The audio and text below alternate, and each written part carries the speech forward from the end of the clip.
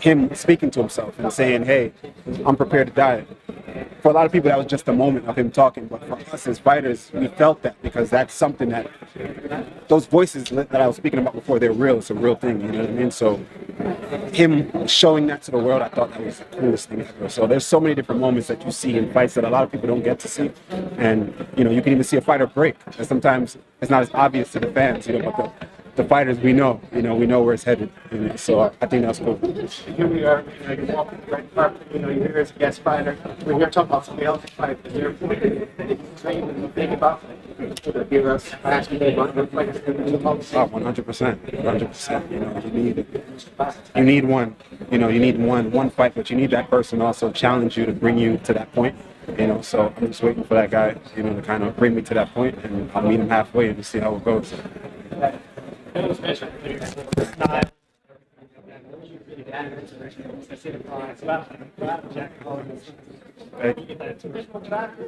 just what I do, man. This is what I do. Yeah, it's like, I don't know. I just felt like it looked good. I put it together. And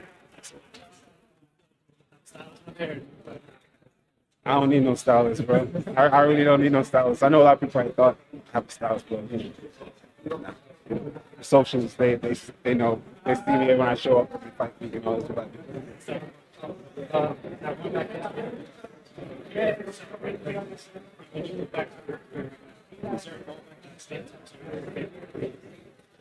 do. My most recent win is probably, something that maybe because it's so recent, I thought that was a cool moment that I was able to kind of just fight fire with fire and get the job done. But for me, still a good moment for me was when I fought Jared Gooden and I broke my toe, and I was, I just showed, that I could face that adversity and kind of still be able to continue to fight and win.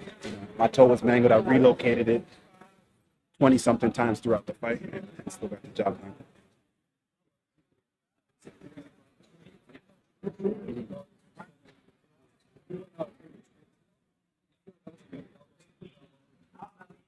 $100%, because the way the Brian Battle fight went, I personally thought I won. A lot of people, others thought I won. The company thought I won, but you can't leave it in the hands of the judges. That's just what it is. And that fight with Darby was a moment to just remind people that I'm still here. I'm still hungry. I'm still very dangerous, and I belong at the top of the division. With the best in the world.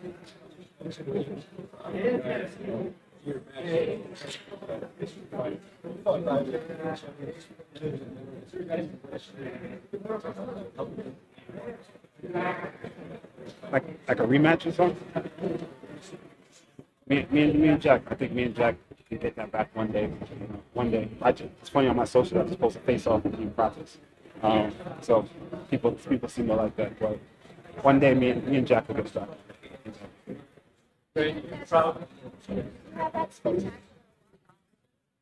How much was that play to how to go back to yourself For me, you got to compartmentalize. Right? You got to be good at compartmentalizing and put what needs to be put where it is, and kind of focus on what needs to be focused on. And for me, it's just another moment. You fight. We live to create these moments as fighters, as martial artists. It's all about creating moments that are going to be memorable. And for me, I created the moment. I'm going to remember it forever. I'm going to revisit it, but the job's not done, so I have to continue to just train.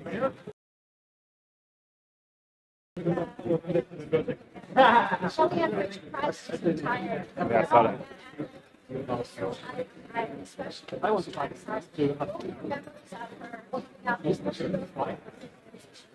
Man, domination.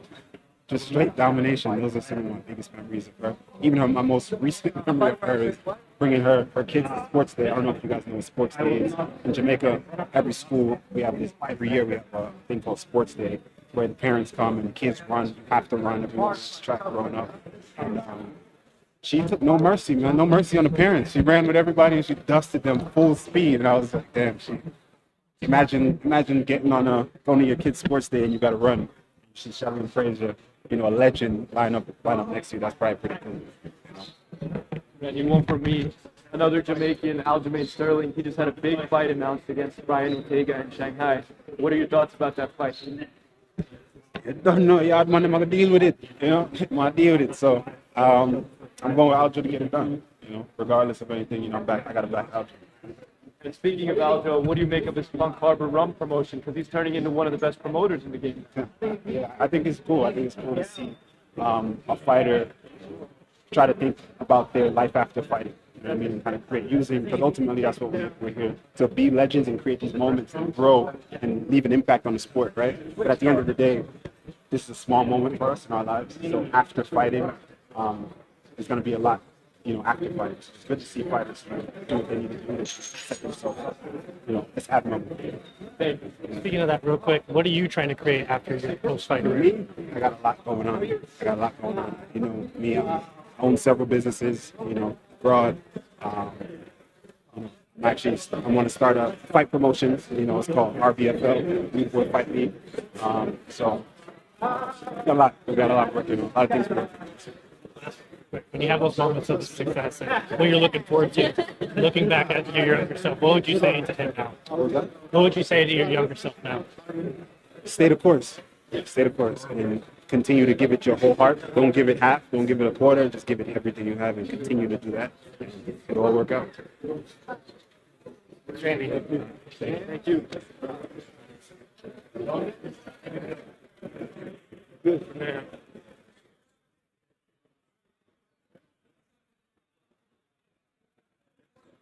Donkey. Kelvin, I'm sure this is a day you've been long waiting for and dreaming. Here you are walking the Hall of Fame carpet, about to get your award downstairs. Talk to me a little bit about the emotions. How are you feeling about this moment today? Man, I'm just nervous about the speech, really. No, yeah, I mean, that's really the most scary part. Getting in front of all you guys, having all eyes on me, and having to do my speech is the scary part. But, obviously I'm happy and excited about this. Anytime I'm out in the streets, people talk to me about this fight. Anytime I'm online, people reference it all the time. So it's because of the fans that this is happening. It's because of the fans. This fight's going to the Hall of Fame. Afterwards, did you have a moment afterwards where you could just tell yourself, man, that was something? Did your team say something? I mean, obviously, after the fight, whether you win or whether you lose, you look back. But could you feel the weight of what that fight was for everybody? Not immediately after. I went to the hospital after. Yeah, no, I did. And I was in pain for the next 12 hours. So I really didn't capture that after. So both in the hospital together, right? Yeah. No, I didn't see it. No, he went to the press conference. I went to the hospital. But then when people started reaching out to you and saying that fight was incredible, did it start sinking in then how powerful that fight was for people? Just the resilience that you just the aftermath of the fight. Yes, the response that I got, just everything after. The fans really showed out and showed me love for that fight. We're talking to Randy. It's one thing hearing it from the fans, but the fighters took a lot of appreciation out of that as well. Watching what you guys did from that. Is that maybe even a little bit more special than, obviously the fans we love when you guys go out there and entertain it, but it's got to be extra special when your peers are saying, like, man, that fight was incredible. That is cool. That actually probably hits a little bit better than usual, right? If your peers, which are great, some of the greatest athletes in the world, are telling you that was a great fight, that feels good. You mentioned the speech. Did you try to work in some jokes? Or what kind of stuff are you going to go with? Are you just going off the cuff? Are you going to read off a script, or are you just going to go from the I heart? got the teleprompter, but I think I'm going to do a little mix it up. We'll see. All right? We'll see. Great. After you recovered and everything, did it ever teach you that, that fight perhaps inspired a lot of kids and maybe just start thinking of the sport? I didn't really think about that much. No, that's crazy. How old are you now? 21. You saw it when you were 14. Right? No, you saw that fight. Yeah. Crazy. Cool, man. Thank you. For us, for people watching, it's entertainment, right? But you went to the hospital after that fight. And I hear a lot of fighters talk about there are some fights where they relieve something of themselves in the ring. How was that for you? And what do you think you left in which you would get back? as a result of that fight? Yeah, I think you leave a piece of yourself in those kinds of fights. A little bit of piece of my heart, a little piece of my life was left that night. Left there that night for sure. I think Who knows? Maybe it takes life away, years away from your life. Who knows? Because that was a brutal fight. Kelvin over here. Israel Adesanya and Alex Pereira fought for the first time at the UFC. Alex Pereira, right before the 5th round, he was saying something to Israel Adesanya. Okay, I'm going to get you. Izzy said something similar to you in the 5th round of your fight. When you watched Izzy versus Alex, did you ever think back to your own fight and watch that war happen? Not really, but that's a great comparison. No, I didn't think about that. But that's cool. You went out there and put it on that 5th round. It's crazy that you made that see that. And now that you're here at your Hall of Fame moment, do you plan on, even though you didn't win the fight, do you plan on doing anything to celebrate this moment in history and how much you inspired people? Like after tonight, what are you doing to celebrate? Yeah, I got my family, my friends, my old coaches here. So yeah, we're gonna go out and celebrate, get a little crazy. Why not? Hey, appreciate it.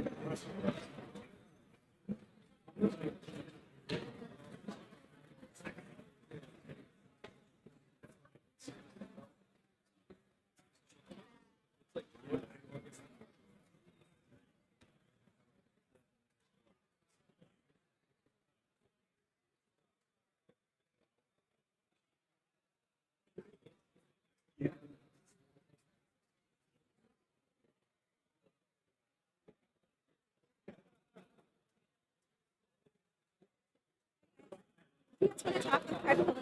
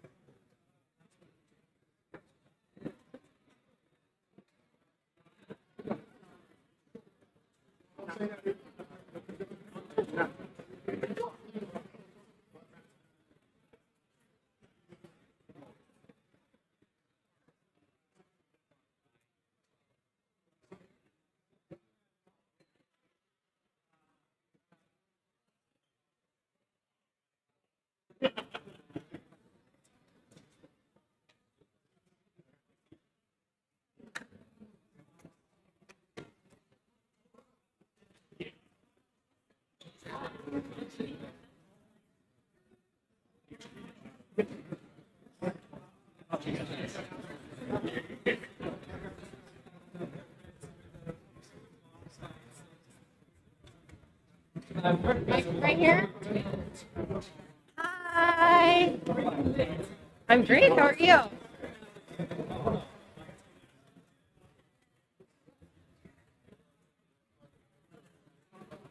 I'm excited. It's gonna be good. I'm ready to watch Pantoja retain, and I'm excited for the main event. My boy Money Moy is about to go out there and make some bank, so it's gonna be good. Well, I got to be honest with you. I'm a lot more comfortable with other people's sweat on me than I am in high heels, but this is part of the gig, so we just make the most of it. It's fun every once in a while to get dressed up, right? I know. Yeah, I mean, I just congratulate her. You know, this is her night. I think it's very well deserved. She's the GOAT. She deserves all of her roses and all of her flowers, and then we'll see. Expecting maybe say something about your guys' fight tonight on the stage. I don't know. I'm not. That's above my pay grade. I'm just here to look pretty and tackle a shit. Your success, championship success. Winning culture. I mean, it's an honor. You know, American Top Team is time tested, and it's built quite the legacy. And to be a small part of it is, for me, a huge honor and a huge responsibility. And I'm ATT till I die, baby.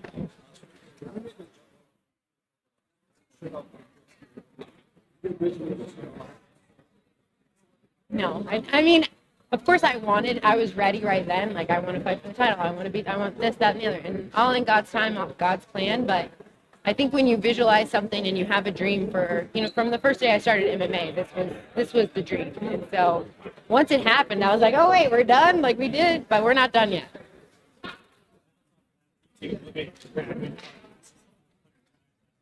What moment stands out to you that you're like, man, this is what cements who I am in this sport and my legacy? Oh, man.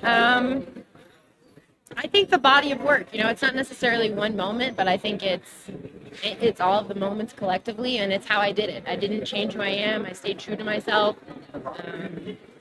I'm proud of the woman that I look at in the mirror, and I think that sometimes it's easy for champions to get lost a little bit in that, and so I'm proud of who I am.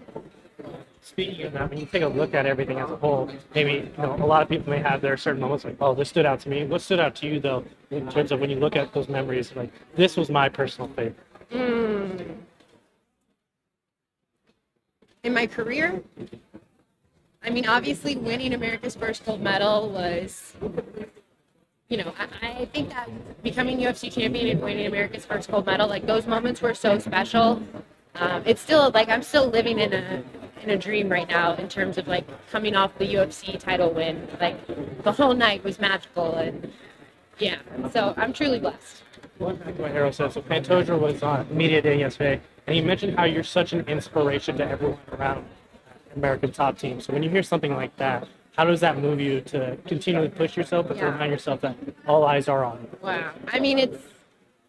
I mean, that's like the highest praise he could give me. Pantoja is my inspiration, you know? Like, when I'm having a rough day in the gym, I look at him, and actually, every time I go with him, like, I'm not even exaggerating. Like, I usually go with him the last round of Mako Mondays, and if I do, I probably am going to throw up. Like, chances 9 out of 10 times, I'm by the bucket throwing up.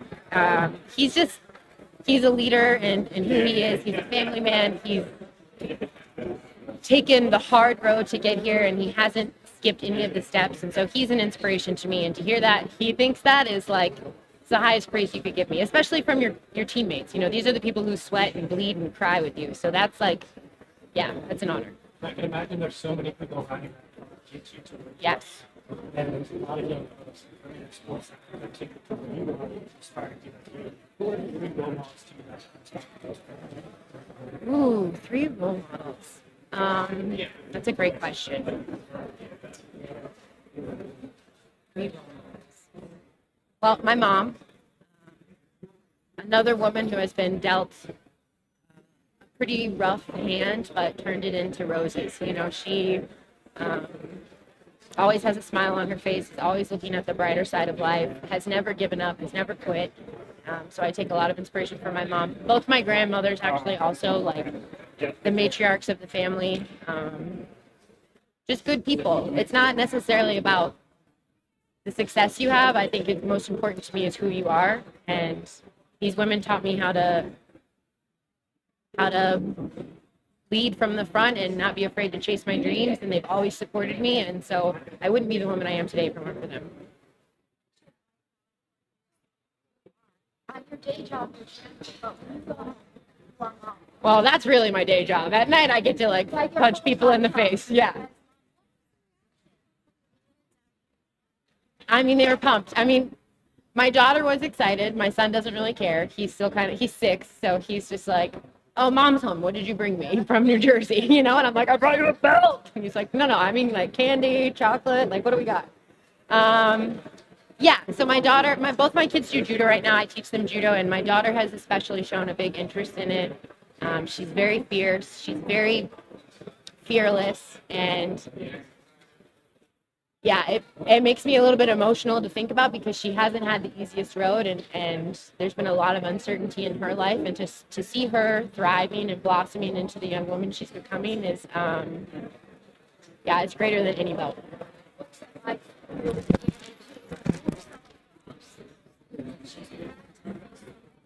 Yeah, I mean, that was the goal, you know.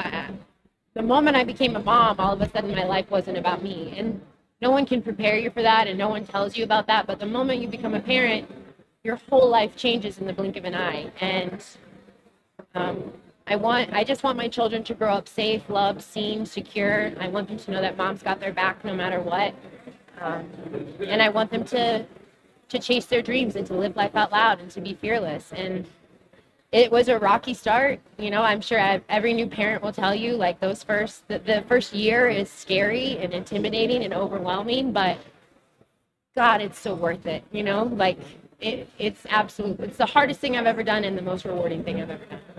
Winning the belt, does that give them any extra power when it's time something to do? No. In fact, it's actually, I feel like it's somehow harder. I'm like, don't you know who I am? They don't care. You know, it's funny because you've been a champ before, but has life changed much, like on the streets, from being a UFC champ? Yeah, a little bit. Yeah, there's definitely the UFC is a machine, and it's a global sport, and it's very, very popular. And so my life has changed a little bit, just in the sense of, like, you know, we go to the beach and some young high school kid is like, oh my God, is that Kayla Harrison? I played you on UFC 5. You're so good. And I'm like, oh, wow. We don't even have a video game console at my house, you know? And I'm like, okay, cool. Like, how do I look at it? So yeah, life has definitely changed, and that's, it comes with the territory. But again, I feel like it's an honor and a privilege to be standing here and to, just get to chase my dreams in front of the world and show kids and even adults that it's okay to be fearless and be who you are. Last question, guys. I know you do it for the kids to provide, but you got to give yourself a little something as well. So, did you buy any animals for the house? Not yet, but it is on my mind. I got to tell you, we have like a bit of a tour coming up. We're going to go to Boston to see my judo family, and then we're going to go to Ohio to see our family. And after that, the kids are going to go camping for a couple of days, and I'm going to be home on like a little momcation. And I'm like, what am I going to do? Am I going to buy another lot? Am I going to buy an alpaca? Like, what's happening? Thank you so much. Thank you, guys. Thanks, guys. Congratulations. Thank you.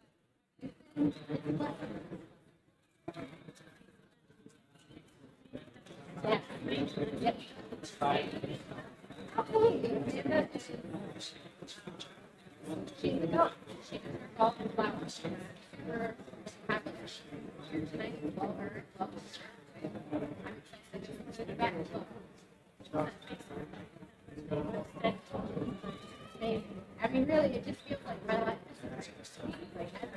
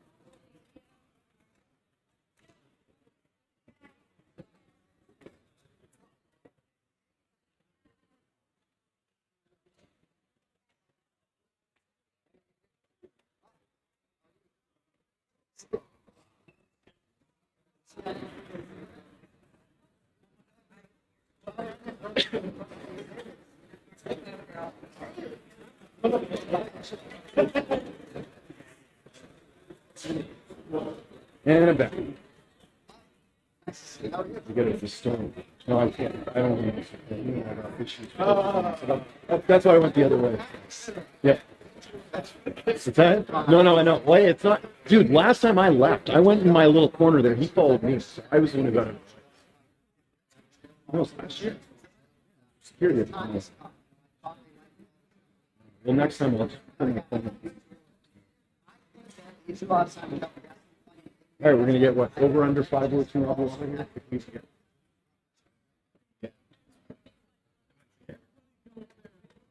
Yeah. This is one of the. I feel like every year it gets like lower and lower. I remember like years ago it'd be like, hey, we've got like this fighter, and then right, did you want to get this fighter? Okay, but wait for you.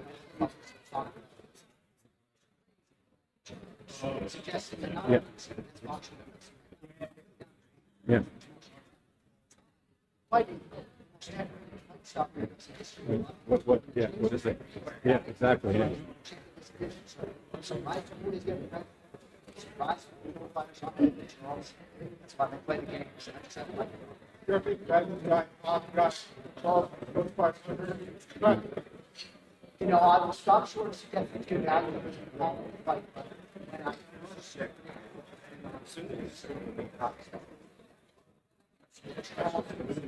Yeah.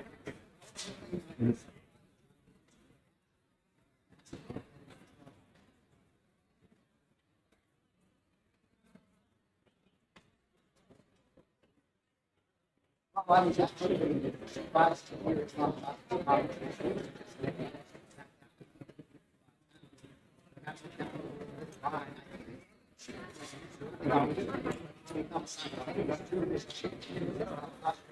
part of the goal is the rest of that.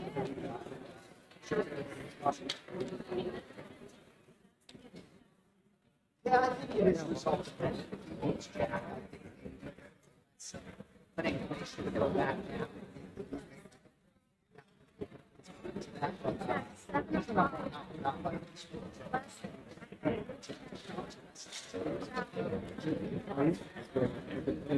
Well, I don't think anybody would have been checked out Madalena. I thought what you mean about it. So I think that when you get to Jack's best, it's one of them.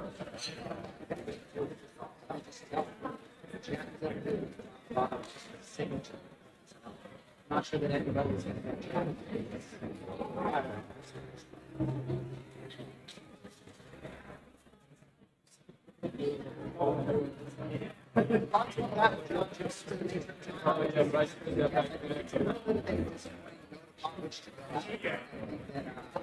Maybe there was some misinformation out there. It wasn't necessarily massive.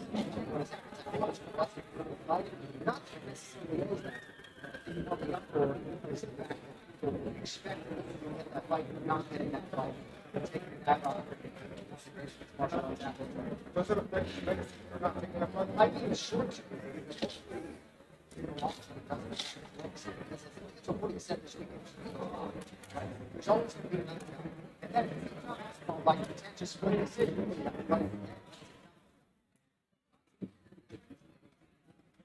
stay outside of the outcome. And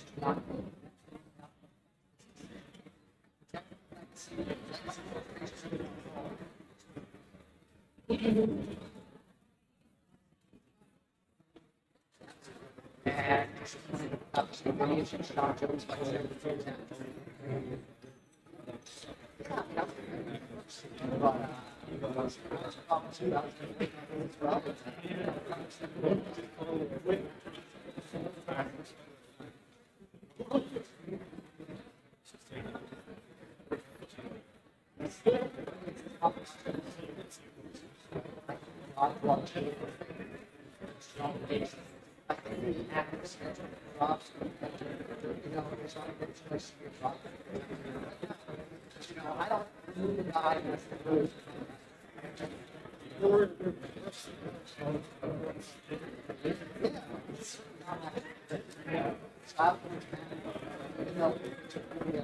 Sean O'Malley. A lot of reasons for their resignation.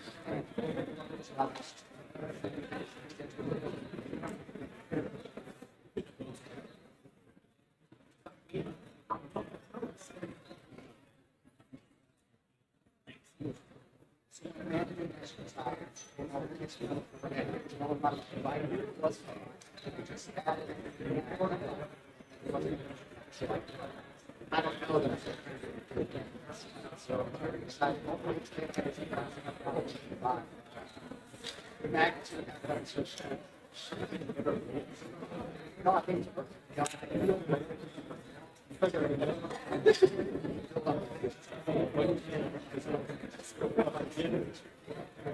I always approach something I don't hear it.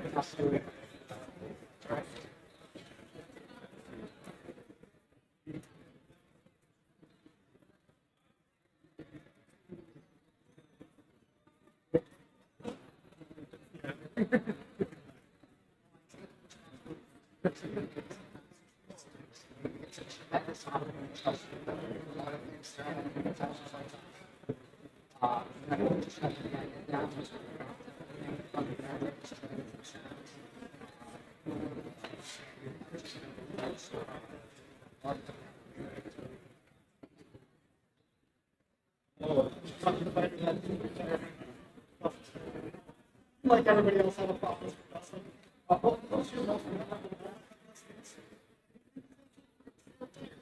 I think we just did it today with Liger. This is the perfect send off. Somehow this is the first off way. Even though I said we just go on by the cross. Run up in this thing, Jim.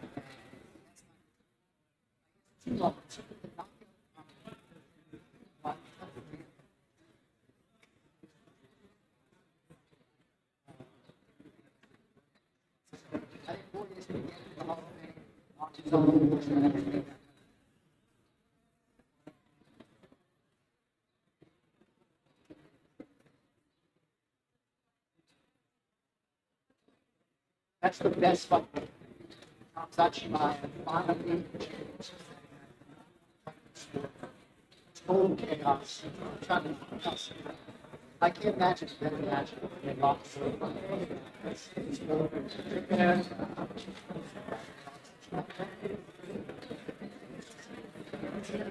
Thank you, guys. Hey, you name me? Are you good? Yeah, we're trying to. Okay.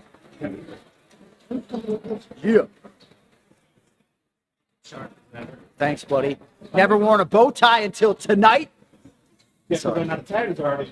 So Israel Adesanya is wearing a bow tie. His is tied. Mine is a clip. This cost me $85, but it's Even in front of a lot of Hall of Famers, you see a lot of Hall of Fame fights. Where do you rank the people that are going into this year's fights? Where do you think this one stacks up? well, down the red carpet is the consensus greatest women's mixed martial arts athlete of all time, Amanda Nunes. So I guess we could start there. But the Vitor Belfort induction is particularly special to not just me, but a lot of fans. When I was cutting my teeth as a UFC commentator, he was flatlining dudes across Brazil. The year of Vitor Belfort in 2013 was one of the most special years of my broadcasting career. So I think this class compares favorably to any class of the past, but particularly excited to see Vitor get this perhaps overdue distinction. International. We got Shaq down at the end of the line. We got The Rock coming tonight to do an open. Has it really reached? Has the UFC officially made it mainstream, or I mean, is it bigger than ever? Well, it's bigger than ever, but I still think domestically here in the United States, there's always work to be done. You know, the Fox television contract, the ESPN deal, and now we'll see what holds. But I think the goals for a lot of us internally are to try to chase down the NFL. in the United States of America. And I know that sounds ambitious, but that is the goal. Shaquille O'Neal has been a longtime UFC fan, so it's an absolute thrill to have him here tonight, and Dwayne Johnson as well. A lot of star power. They need to get a wooden box for me to stand on at the podium. Looking ahead to tomorrow night, Topuria, Oliveira. This has that big fight feel. Do you get like some McGregor vibes from Topuria with the way he's going into this fight? I do, James, and you and I have spoken about just the way Ilia Topuria not just resonates with this fan base, but the way his fellow fighters talk about him in these revering terms is really telling for me. It's not just telling that he got the red corner, which is how I crafted my pay-per-view open for this card, but when you hear Corey Sandhagen matter-of-factly say, yeah, it's going to knock out Charles, and Kenny Flory, and all these pro fighters that I trust that are far more the experts than me are so bullish about this kid as the best boxer in the UFC and a guy who may go down as one of the all-time greats. So minus 500 is a surprising price, but a lot of the pro fighters believe the hype.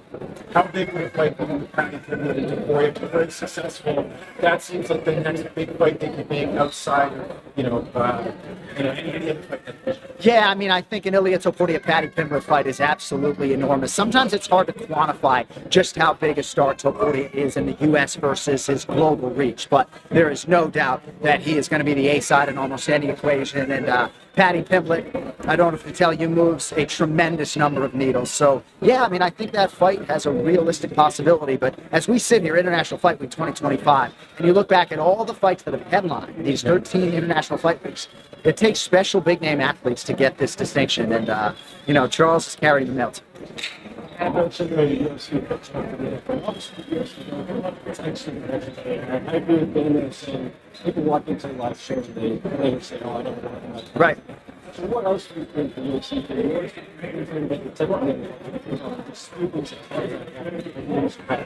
So I certainly think that if somehow there were a world in which we weren't serving a million masters and we could shave the schedule down from, say, 45 events to 30 and add that depth to the fight cards, I think that would be something that would be of value. I do think we ask a lot of our fans for 7-8 hours a night, 41 Saturday nights a year. So I think making the live event a little bit more ingestible, but they didn't become the combat sports leader by taking advice from me, so I think they're doing just okay. But I just think that time, the NFL has been around a long time. We started in 1993. We live in an era with so many trash talkers. I want to know if Ilia Topuria up there, who do you believe is the best trash talker in the game? Patty Pimblett's a master orator, right? And not unlike Conor McGregor, nothing that Patty says is scripted. And I think that's a big part of it for me, right? I love Chael Sonnen. He's one of the best orators I've ever been around, but some of his material is scripted. Ilia Topuria, Patty Pimblett, they just shoot them straight from the hip. But right now, if you're asking me, the best trash talker in mixed martial arts today is Patty Pimblett. And I think that the Scouser accent is part of the equation. I gotta go. Love you. Thanks. Thanks. Hey, time to go. Bro, I appreciate that. Thank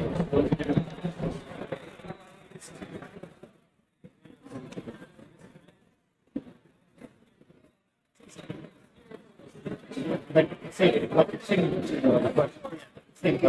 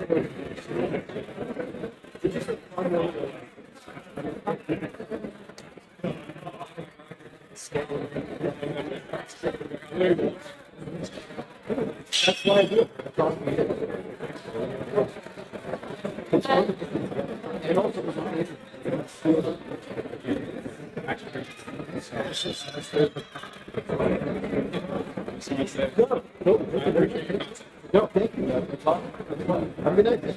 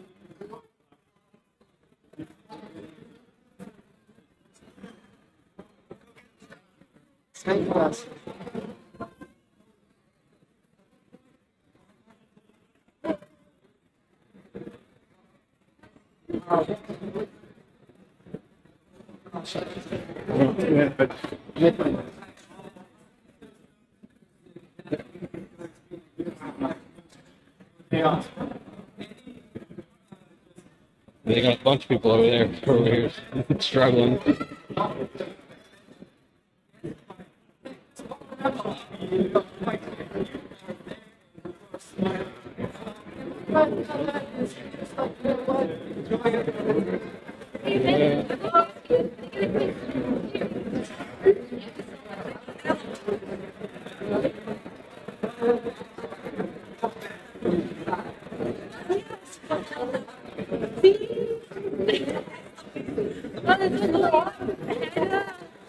It's an honor that I gotta ask you, if you could relive any moment inside your life and yours, oh my God, like that's so many.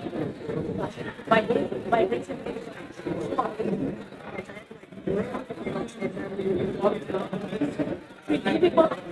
like things expected.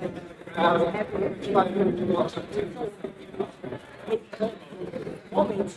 So I feel like we don't know what's always at down, you know. I watched I didn't like so I think it's really like so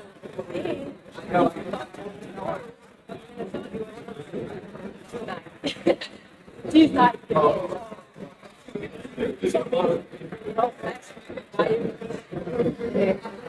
how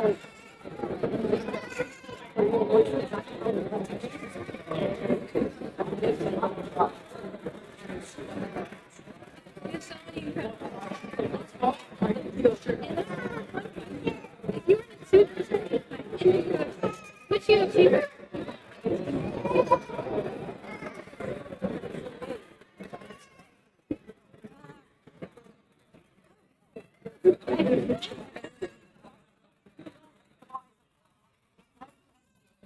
and it's like, you know,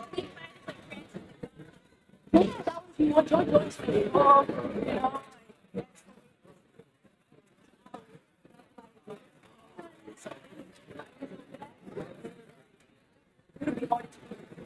yeah, that's understandable. Sure. And I gotta ask you, what's your prediction for the UFC?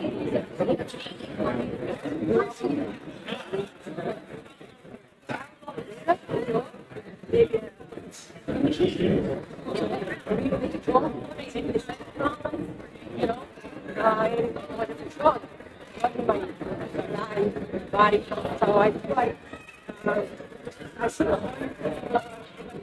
honestly, like no big knockout.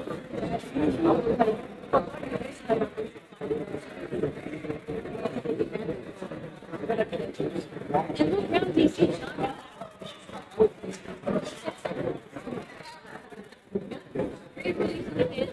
And we also have we all love next time. Next time. I have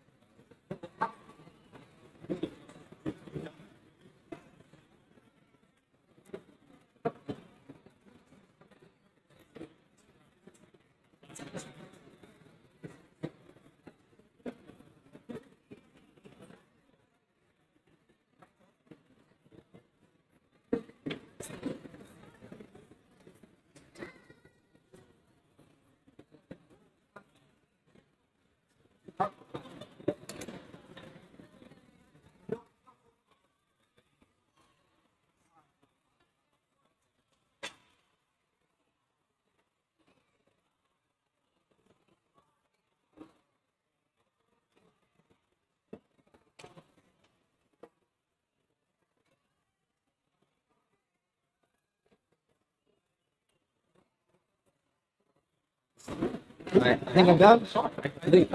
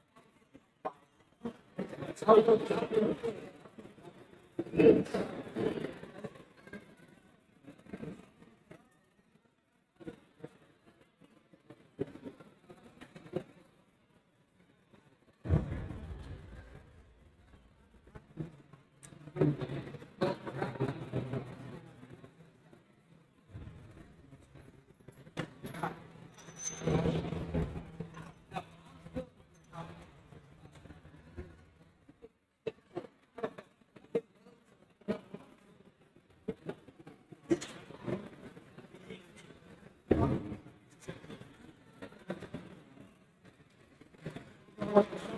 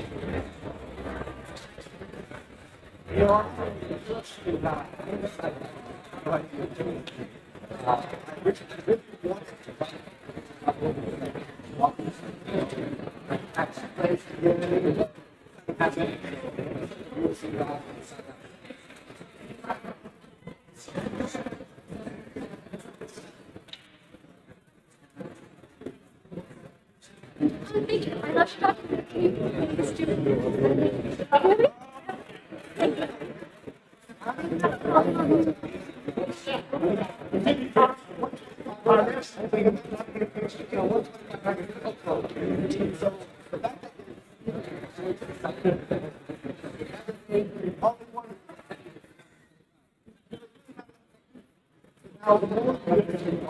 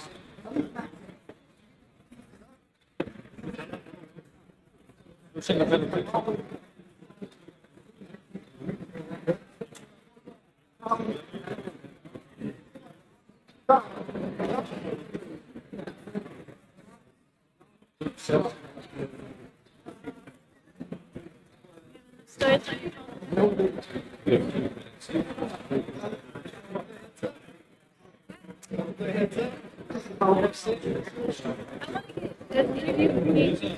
At the end, or whatever. You did at the end.